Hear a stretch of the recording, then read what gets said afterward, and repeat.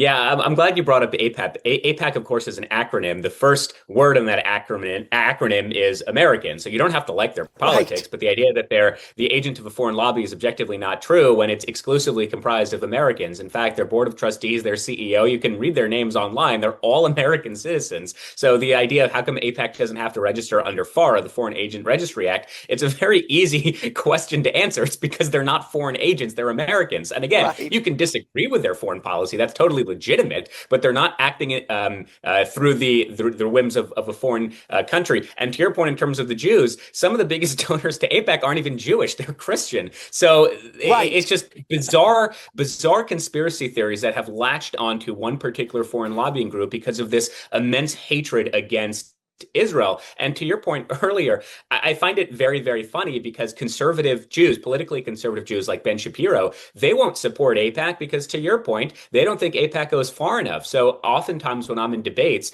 I'll ask people who are proponents of this, AIPAC controls the US government myth. I'll say, if that's true, how come in 2015, the JCPOA, the Joint Comprehensive Plan of Action, which was essentially the Iranian nuclear deal, was ratified? This is something that AIPAC spent more than $100 million against. This is something that Bibi Netanyahu came to the United States, spoke in front of a joint session of Congress twice to speak out against. This is something that almost every single American Jew called their member of Congress to speak out against, and it was still passed. So if AIPAC is controlling the U.S. government, they're doing a really bad job because they allowed through this deal Iran to get or try to get a nuclear weapon.